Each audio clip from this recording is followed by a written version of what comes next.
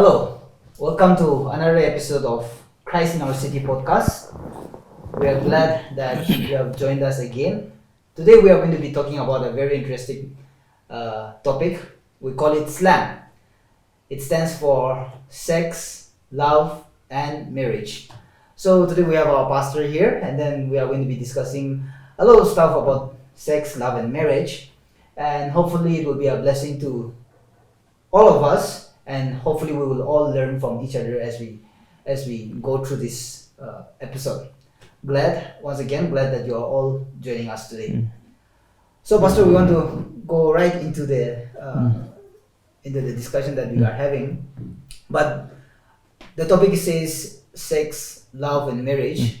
And normally people would be like talking about love first, and then after that sex, or marriage and sex and all of that. But we want to start with marriage first. So I want to ask, and not as if it's an interview, but I want to ask, what according to you is marriage?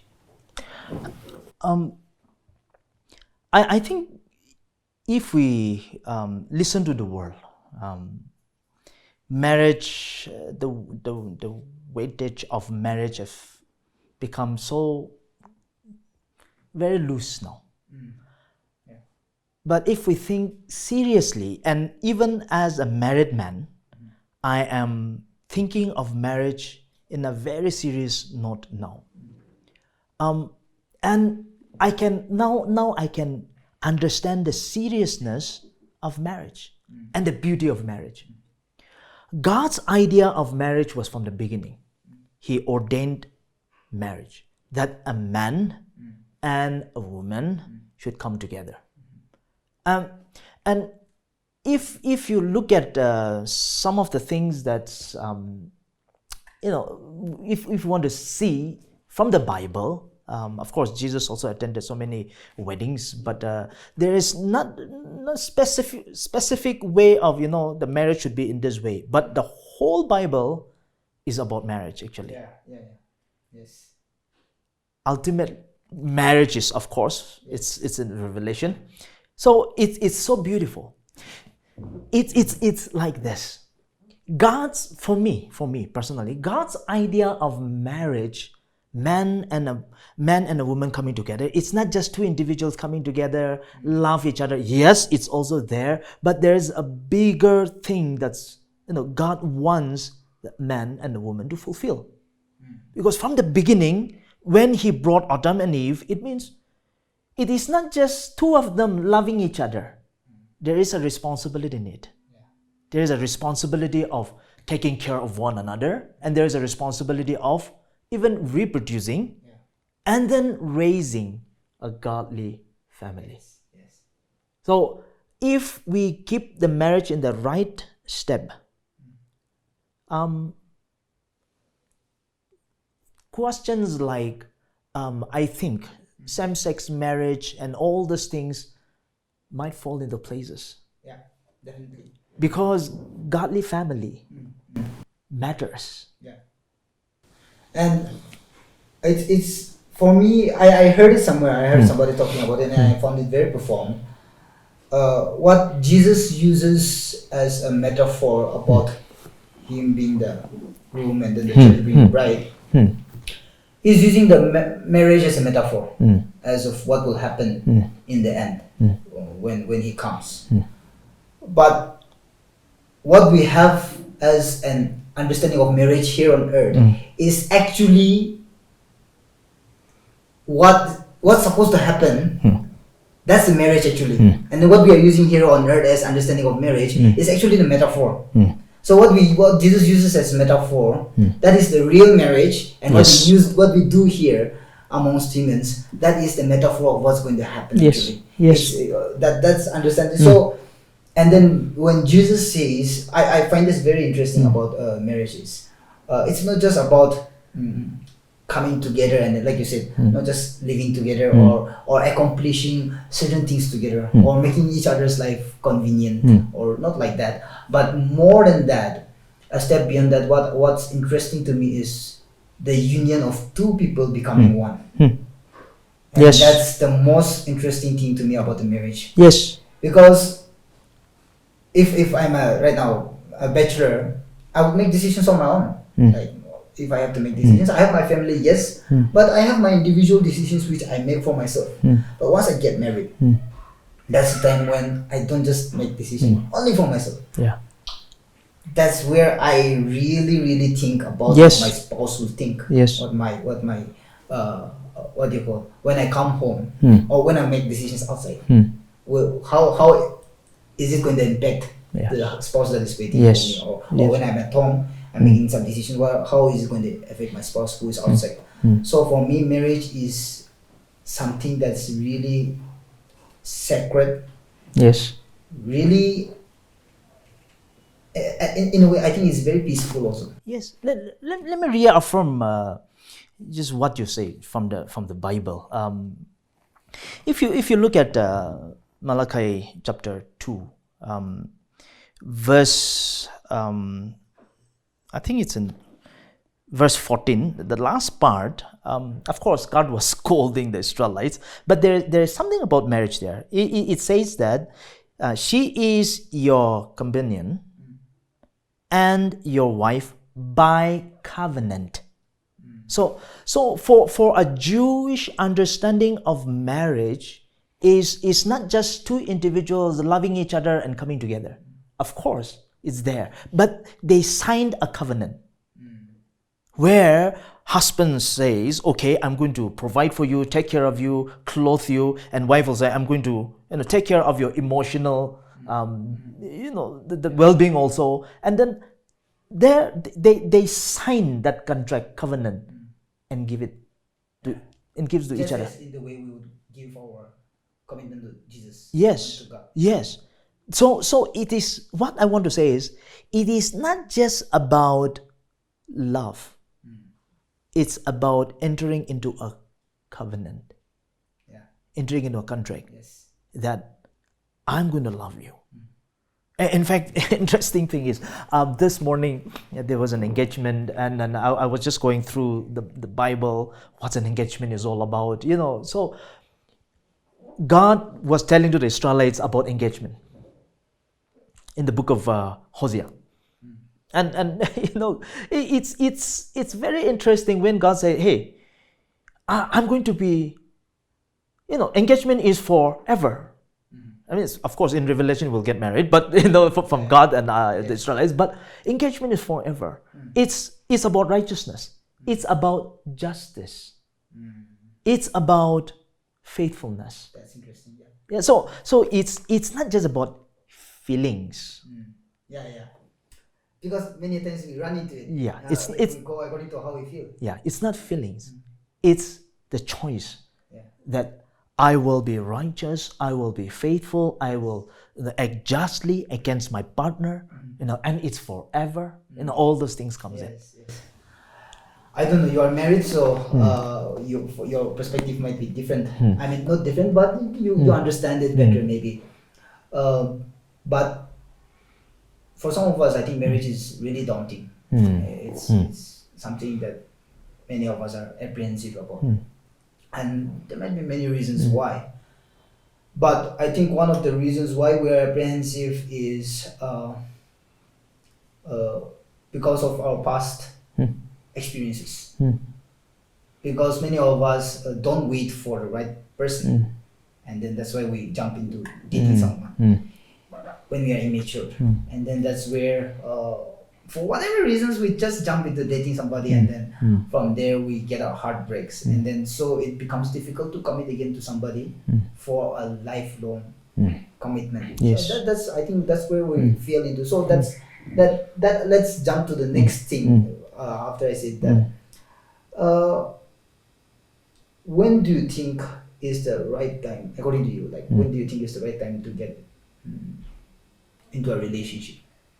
Or when do you think is the right time for dating someone? At least in our context. when we understand the true meaning of marriage. Yeah, I mean, see, lots of young people, even they come to me and ask, is it wrong to have a girlfriend, to have a boyfriend? Yeah. What I tell them is this.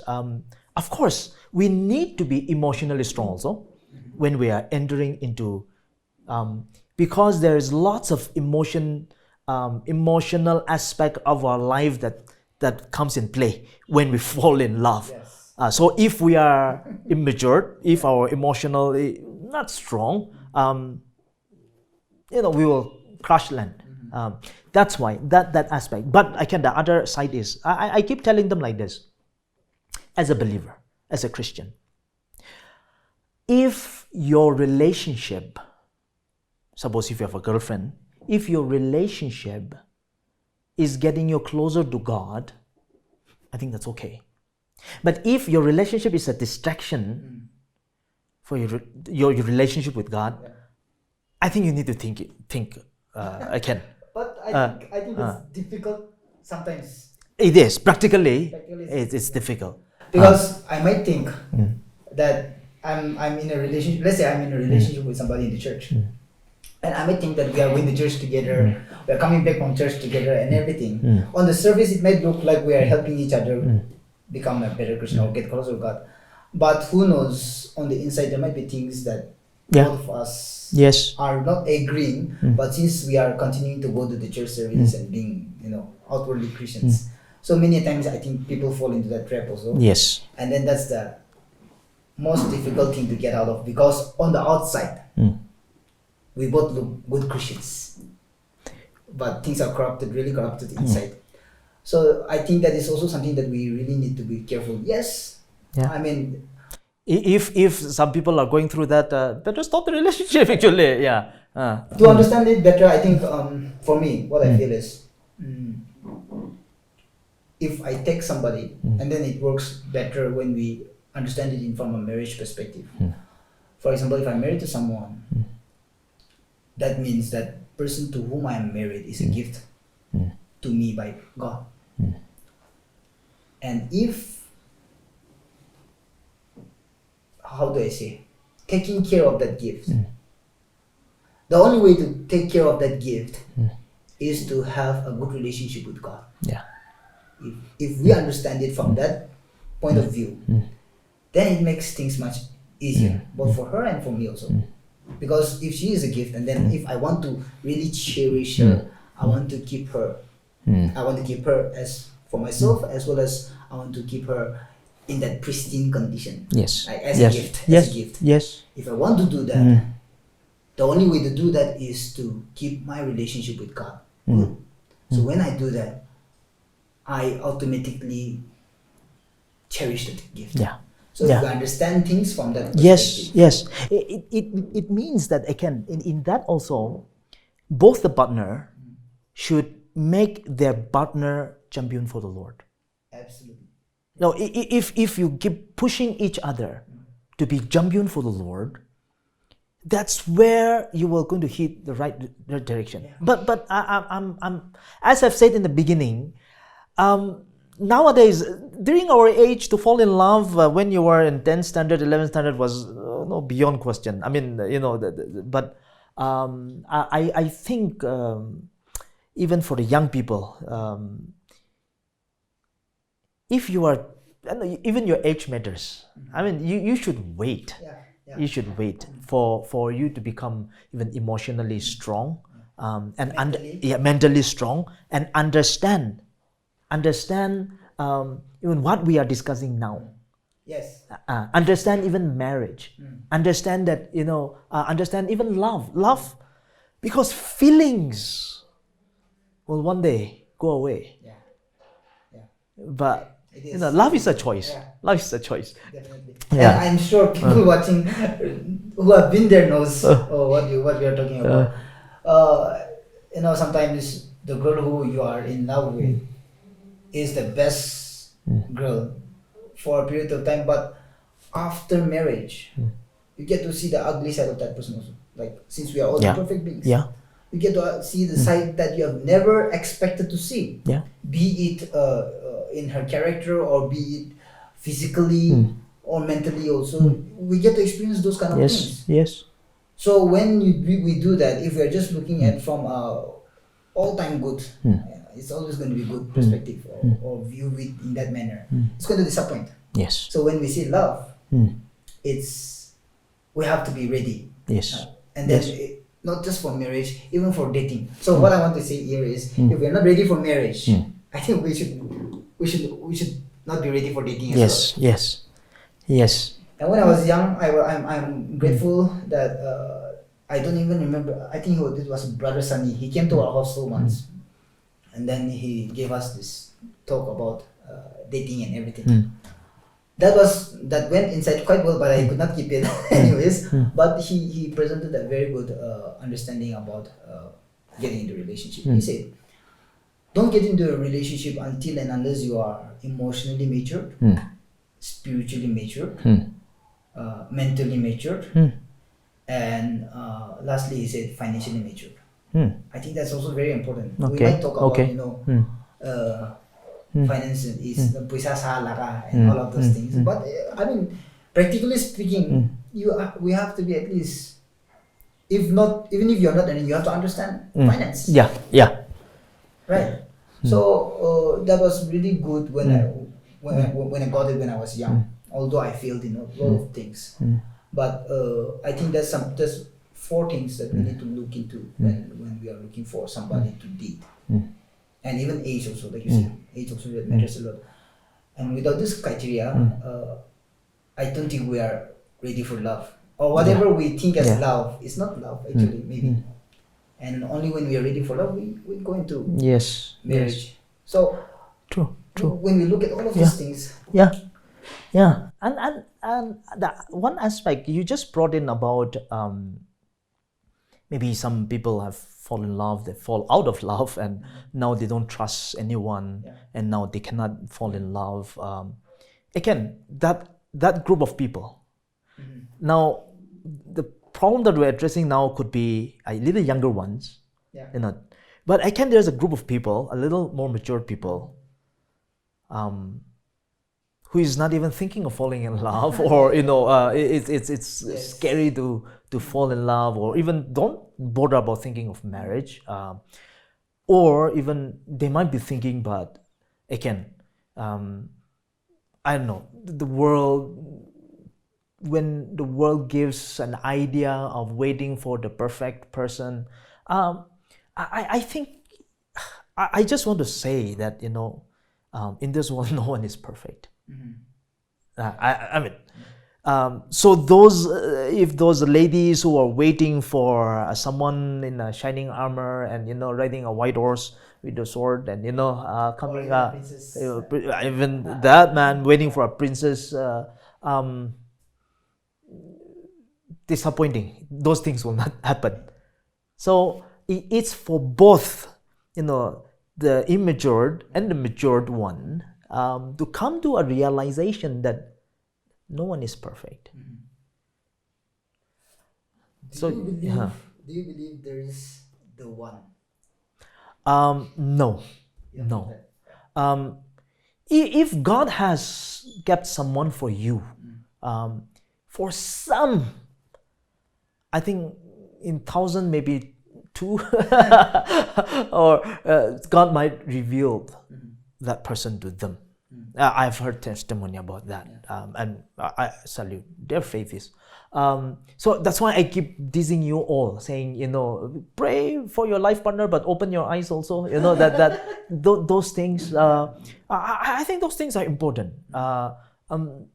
God has given us this gift of attraction, not to be misused, but at least to take interest in. And that's gift from God.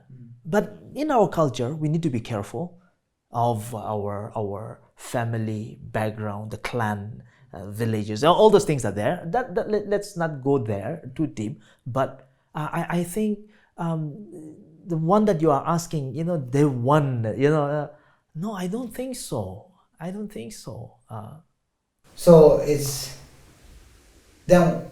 How would you say what do you call?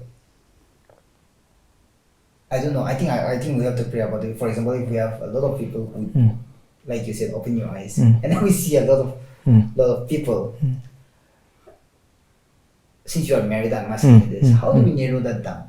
Or See, again, coming back to that marriage. It's, we know in our mind, in our heart, subconsciously we know when we talk of marriage, it's forever, until you die, that some people get scared of that, but take it as a challenge. Now you are looking at someone and you are thinking, hey, I'm going to spend the rest of my life with that person, so I need to vouch and come into that covenant with that person. So when you have that in mind and you are looking, that's why you need to be matured. When you're looking, slowly things will strip down, because there are some when we're looking at a person, there are some certain things that, okay, I do you, but when you're thinking, that long term, you're like, that part of a character, I don't think I will need it. You got it, right? So prayerfully, but keeping things in perspective now about the future. That's, I think it will help. Especially today, I think in this world, the misconception between love and sex is I mean, it is very diluted. Yes. People mistake love for sex or sex for love, and it's a very blurry line. Yes. We don't know where to draw the line also. And some people just have sex for without love, without feelings, without emotions. But I think God never intended sex to be like that. And this is the part where I think everything connects. Is when we are not ready for dating, it means we are not ready for marriage. But the thing is, we jump into dating without getting ready for marriage, because we see our peers getting into relationships. We see our the world teaches people to get into relationships, and then now 13, 14 years are dressing up like they are adults. They want to be in a relationship. They have boyfriends and girlfriends, etc., etc. So when we jump into dating without thoroughly understanding what love is, and only when we understand love, then we understand marriage. But before we even understand what love is, we jump into dating. Yeah. And then that's where the flesh, the urges comes in. Yes. And then if we're not careful, we end up being physically intimate with each other. Yes. For me, as a Christian, that is the most difficult thing that to get into, because you're not just destroying yourself, you're destroying somebody else along with you. Yes. On top of that, it is very difficult to get out of that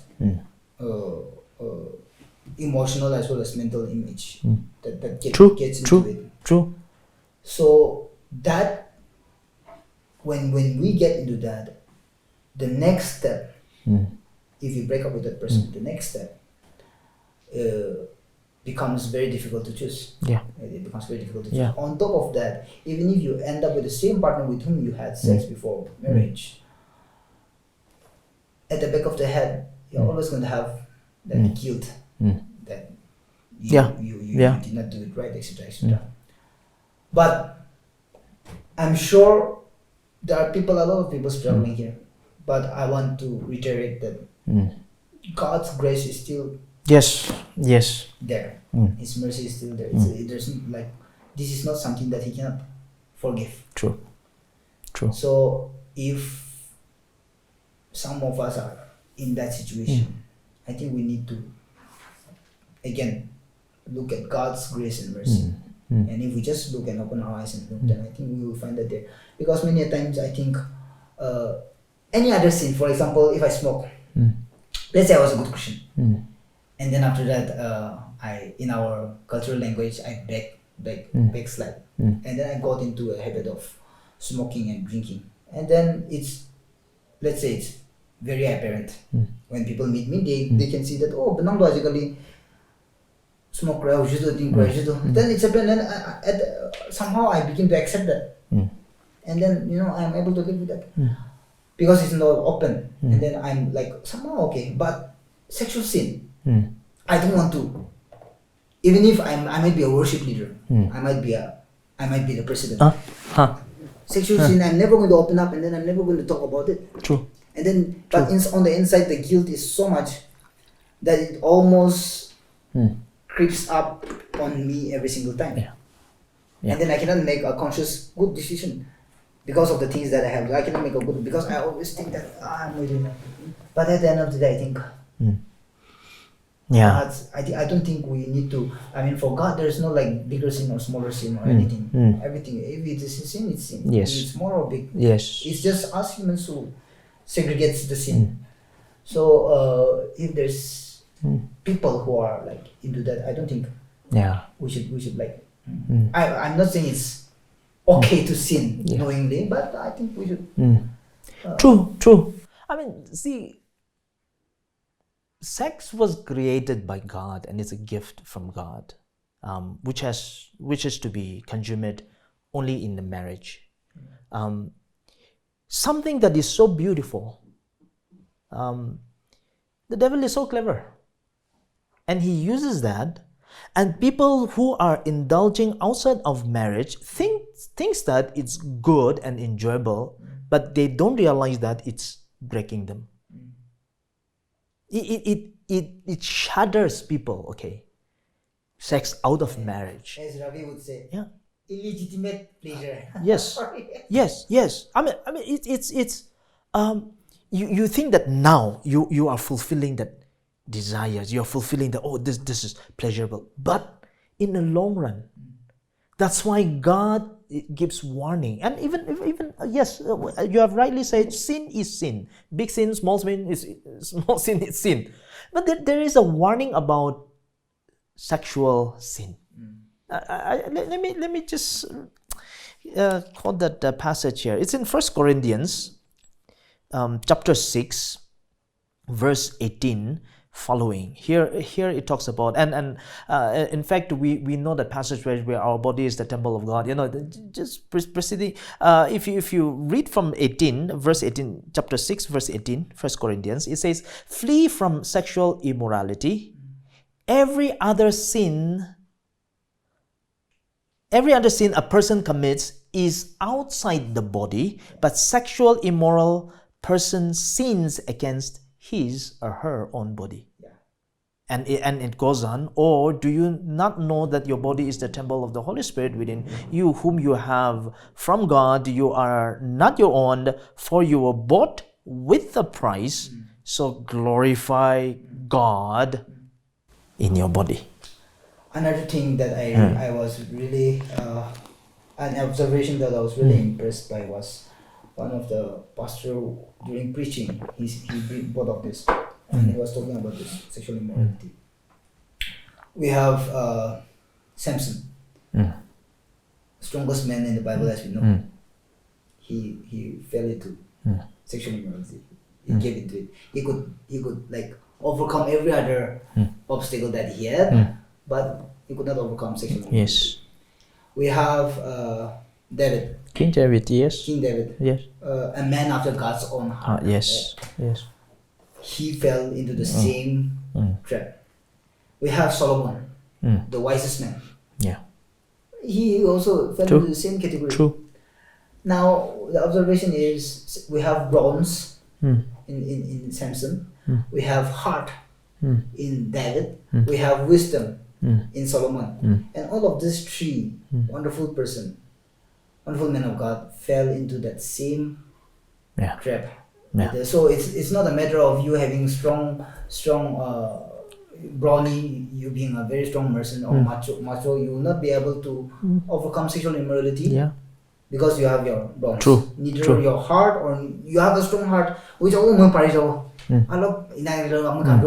not like that. Yeah. Neither is wisdom. But I think you just, as you rightly pointed out, we have to flee from sexual immorality, just as Joseph did. Yeah. Oh yes. That's the only way. Yes. And then I think for young Christians or even for everybody, this is very important to note. I think we need to avoid spaces where we will be tempted to. True, exactly. Even yeah, that's very practical. Not just you might sing the best worship song or with all, but if you're still with your partner in a in a place where no one is looking, that's difficult. That's a very good suggestion.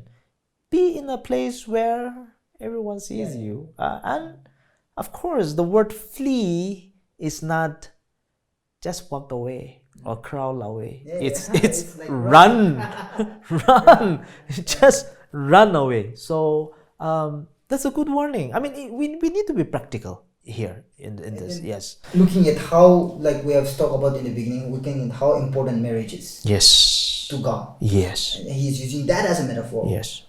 I think we should look, if we were to get there, I think we should look at from the beginning where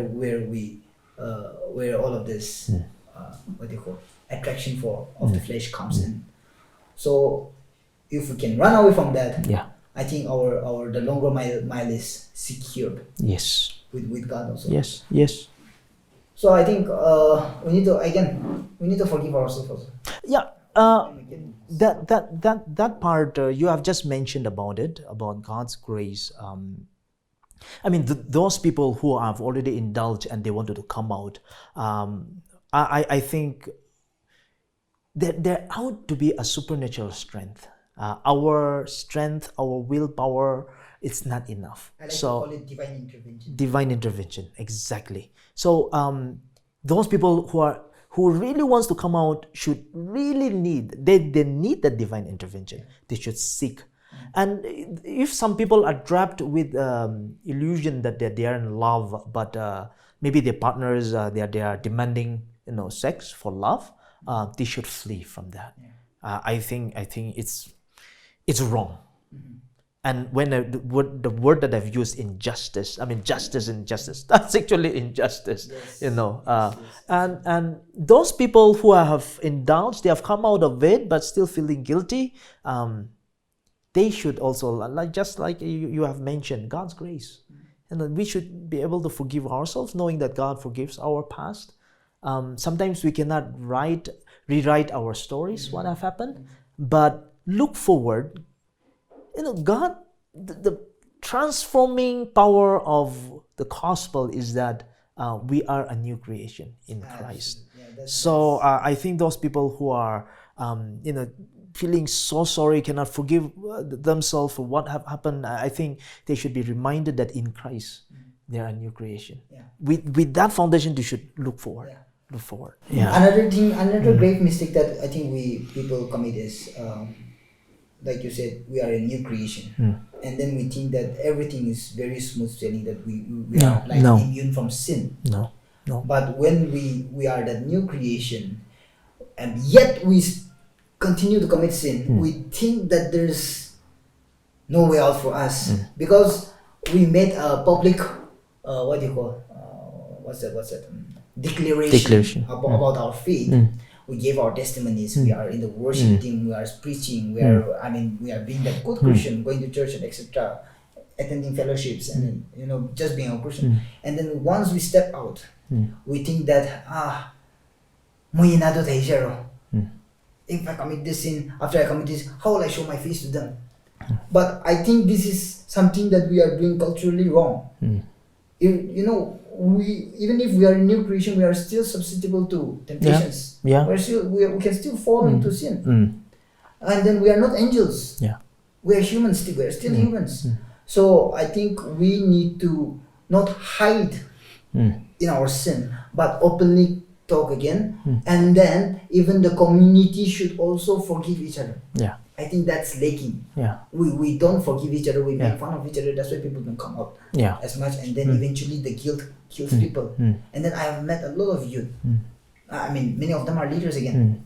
They are good Christians, etc., but inside they are dealing with some kind of sin, which they are committing again and again. And then they can come out because people will judge them. People will and then that's something that we need to come out and talk about. And then we should normalize talking about it, we should like, and then we should not even what you call precondition a person that he cannot commit sin because he is a Christian or he is a leader. Yes. Even a leader is susceptible to sin. Yes. I think that's something that we are grossly committing a mistake together in our Christian culture. True. Exactly. Yeah. That's why when we talk about the gospel, when we talk about the good news, it's not one-time event that we're talking about. It's every day. It's every day that we need to be reminded that it's God's grace. It's His doing. It's not because I'm good. It's not because I'm terrible. We are all terrible beings. We are all fallen beings. We are all sinners. But it's God's grace. It's His love. So we should remind ourselves, not every day, every moment. Every moment. Which is very every moment. That's how we will be released from the power of sin. We have been forgiven from our sins, but the power of sin still exists in us. It still lives in us. So the good news will release us. The gospel will release us. That we should, I think, consciously even practice. Keep on doing it. Keep on thinking, but through God's grace. He is gracious enough. We should not abuse, but at the end of the day, we should abuse grace as well. Yes. True. It's a. I mean, with God's wisdom, the understanding comes in. But if we continue to abuse grace, I think that's something that we need to be really careful about, because we will not know. True. We will not know when we are abusing grace. Yes. Just a footnote now the modern thinking, especially the humanism that's come in, the philosophy of humanism, where we think that we are good people. In the sense, even I used to say, I have lived tayo balmano aseo. I mean, mon saba aseo. Biya kota do nogoyo. Manula biya nogoyo. I mean, good people exist. Good people stay, but the Bible talks about we are all sinners.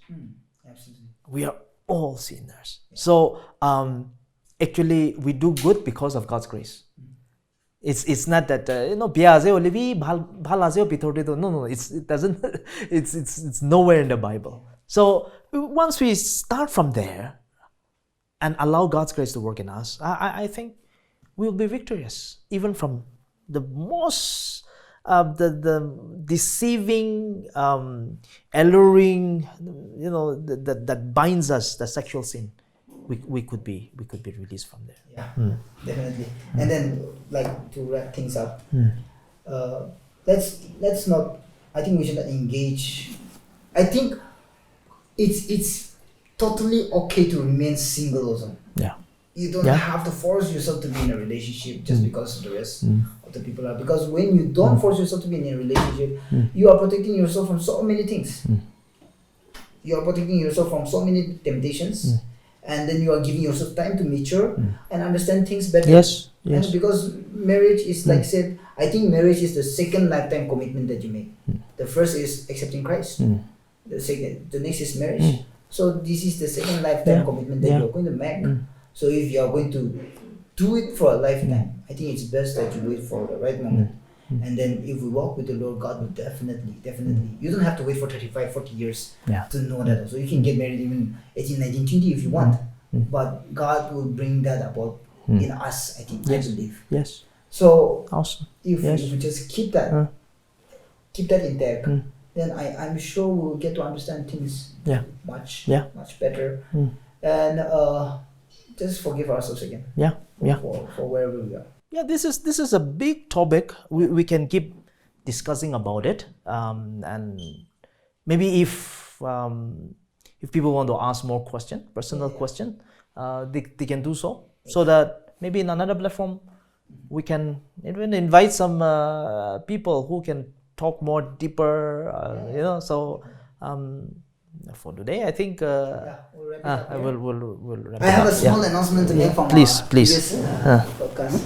For all of you who have watched the previous episode, we launched our book talk series, and we talk about the book Pilgrim's Progress, and then there's been so many responses, and then there's been so many people who responded quite positively about that podcast. So we decided to do something.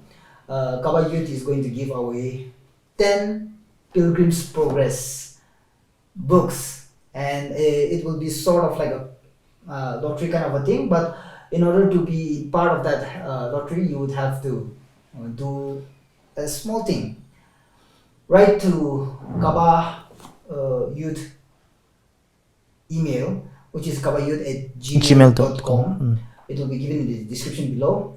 Write to us answering two questions. The first question is, what was the interesting thing about the podcast, about the previous podcast where we talk about Pilgrim's Progress? And then the second question is, why do you want the book? So your entries will be registered in our email. You would have to write your name and give your phone number as well as your address. And then, like I said, I'll repeat the questions for us again. What was interesting about the podcast, about the previous podcast, and then why do you want the book? So if you write to us, and then if you want to enter the lottery, you are free to write to us once again at kabayouth@gmail.com. Looking forward for your entries, and then I think we will announce the winners in the same platform. So I have one copy here, but this is the all English version. But I don't think we'll be giving this out. This is very difficult. At least for me, it was very difficult. So I think we'll be giving out the lighter Pilgrim's Progress light version. So hopefully, you will write to us, and then looking forward for your entries.